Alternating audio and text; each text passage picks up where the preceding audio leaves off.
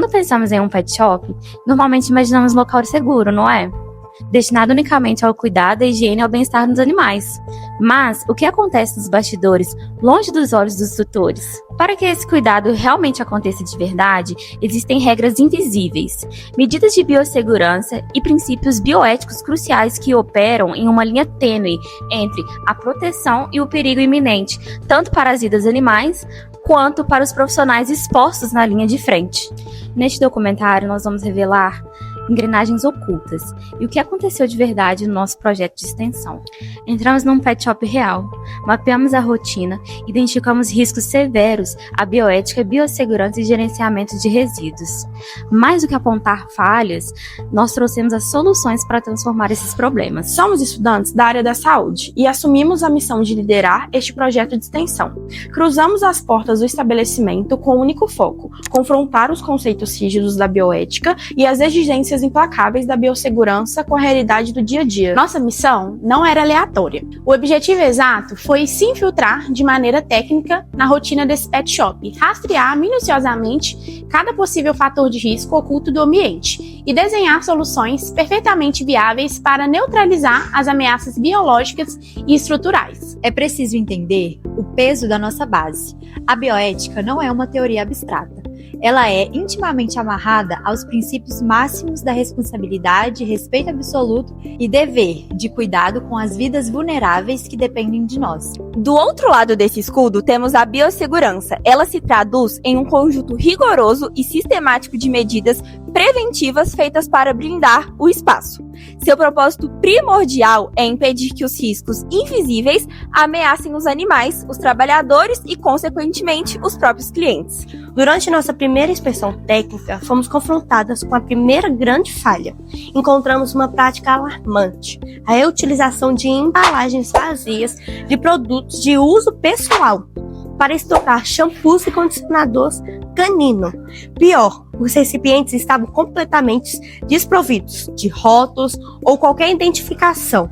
Uma violação direta à biossegurança, que eleva exponencialmente o risco de troca acidental de componentes químicos e destrói qualquer chance de receabilidade se uma reação tóxica severa acontecer.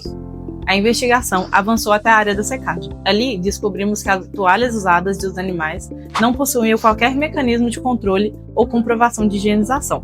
Não havia registro de datas de lavagem, muito menos barreiras contra contaminações no armazenamento. Esse rastreio severo, cada toalha se transforma em um vetor em potencial capaz de espalhar silenciosamente micro-organismos e infecções dermatológicas de um animal para o outro. Outro ponto crítico saltou aos nossos olhos: a ausência total de um protocolo sistemático isolado para o descarte de pelos. Deixar resíduos biológicos expostos ou descartados de forma incorreta compromete severamente a barreira sanitária do ambiente, quebrando o fluxo essencial de limpeza e organização que a biossegurança exige para evitar surtos alérgicos e contaminações aéreas. Nossa perícia estrutural revelou falhas na arquitetura do local. Detectamos tubulações expostas, que acumularam detritos insolúveis e uma madeira na área principal do pet shop. A madeira, por ser altamente porosa, funciona como uma esponja biológica. Ela absorve umidade e cria um ambiente perfeito para a proliferação de bactérias. Para agravar ainda mais o cenário, as grades de contenção dos animais exibiam sinais de ferrugem. Superfícies oxidadas impossibilitam a desinfecção do local e expõem os pets e profissionais a riscos sérios de saúde. Chegamos, então, ao ponto mais sensível e estarrecedor do nosso diagnóstico. Descobrimos que o freezer utilizado para o armazenamento temporário de cadáveres de animais estava posicionado exatamente na mesma área de permanência e fluxo dos animais vivos, ainda que a retenção temporária desses corpos seja uma necessidade legal e sanitária em situações de óbito. Mantê-los no mesmo perímetro dos animais saudáveis viola gravemente os padrões de controle de infecção. A separação física imediata e absoluta é indispensável para anular riscos de contaminação cruzada, odores imperceptíveis, mas perigosos e o severo estresse psicológico infligido aos funcionários, clientes e aos próprios animais. Contudo, o maior obstáculo dessa investigação técnica não se limitou às barreiras invisíveis da biossegurança. O verdadeiro desafio emergiu quando confrontamos o fator humano. Ao apresentarmos formalmente o diagnóstico e nosso apontamento de melhorias, deparamos com uma forte resistência por parte da proprietária do pet shop. Muitas vezes a proprietária se indispôs diretamente a nos ajudar.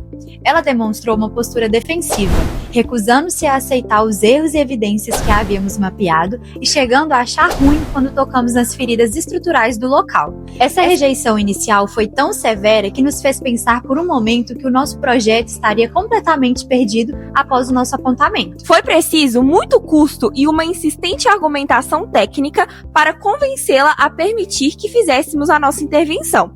No entanto, mesmo após aceitar as melhorias, a proprietária impôs uma barreira física severa. Nós pedimos a autorização para tirar fotos do local para registrar o andamento do diagnóstico. E ela não deixou de forma alguma. Fazer assim então, eu tiro a foto pra você, tiro a foto, depois quando eu tirar as fotos tudo eu já te mando, aí você passa aqui. Aí você passa aqui, que aí pode ser um dia, não precisa eu esperar um dia tranquilo pra isso não. Aí eu só tenho que estar aqui. Eu te falo que você, ó, tô aqui, agora, pode passar. Que aí eu assino o que você tá precisando de assinar, o que é que você precisa que eu assino. Que você veio aqui e tal, eu assino pra você. Diante da proibição das fotos e para não comprometer a validade da nossa ação acadêmica, adotamos uma estratégia extremamente legal. Solicitamos que ela assinasse o termo formal que havíamos preparados, confirmando que foi orientado por nós. Além de assinar a carta de anuência, foi nesse momento que ela aceitou a substituição física dos frascos inadequados de produtos, recipientes novos que compramos integralmente com dinheiro do nosso próprio bolso. Mas a investigação guardava um embate mais intenso para a reta final. Quando o projeto foi concluído, solicitamos a ela que assinasse um documento, o termo de conclusão do projeto, exigido pela instituição. A resposta da proprietária foi através de um áudio enviado em um tom extremamente rude, afirmando de forma categórica que, se dependesse da última assinatura para a conclusão dos nossos trabalhos, ela sentiria muito, mas não iria mais ajudar. Bela, boa noite, tá joia? Ô Isabela, o primeiro contato que você teve comigo, você falou assim que precisava só de fazer um trabalho, lá na clínica. Eu, assim, não tomo meu tempo com isso não, e eu deixei vocês, por conhecer o Pretinho, a Kel, ter consideração a ele, você por ser sobrinho dele, eu falei assim, não, vamos ajudar, né? Tá fazendo um trabalho bacana, então vamos ajudar. Não, mas eu não vou assinar não. Vou não, o trabalho já foi feito, entendeu? Vocês fizeram o trabalho, então assim, a minha parte em poder ajudar, nós fizemos. Agora isso aí eu não vou assinar não. Eu nem li, pra te falar a verdade. Não li e não vou assinar. Aí, assim, se o trabalho ficar incompleto, dependendo dessa assinatura, aí eu sinto muito já. Porque vocês foram lá, foram novamente, eu assinei o termo que a menina levou lá, que vocês foram na clínica, que vocês fizeram, né, o que vocês precisavam, agora chega, tá bom? Mesmo diante dessa última e severa resistência, nós agimos com absoluto profissionalismo e não retratamos como vilã. Focamos nos fatos técnicos, mantivemos a postura firme, temos foto registrando a entrega dos frascos de armazenamento correto, sem mostrar o rosto da proprietária, e o termo assinado onde ela concorda que recebeu nossas orientações e as intervenções pontuais ocorreram ali. Nossa principal arma contra os processos operacionais e a falta de cooperação foi a consolidação do procedimento operacional padrão, o POP, um documento técnico rigoroso desenhado para guiar os funcionários passo a passo, criando um escudo contra falhas humanas e blindando a rotina com processos claros de descontaminação. Apesar de toda a resistência e dos momentos de tensão com a gerência, o impacto do projeto se impôs. A proprietária acabou nos enviando as fotos do resultado da nossa intervenção, comprovando a eficácia real das nossas orientações. Onde antes imperava o risco e o conflito, registramos uma evolução drástica na padronização visual e na segurança biológica do espaço. Essa investigação de extensão nos provou que enfrentar a resistência humana e contornar conflitos do campo faz parte do papel de qualquer profissional da saúde. Confirmou que a bioética e o dever de cuidado não recuam diante a indisposições comerciais ou desentendimentos administrativos. Manter a técnica e a postura ética diante da hostilidade é o que separa um diagnóstico comum de uma perícia profissional de impacto. Os registros materiais, os termos assinados e os fatos acumulados falaram mais alto do que qualquer auto de recusa.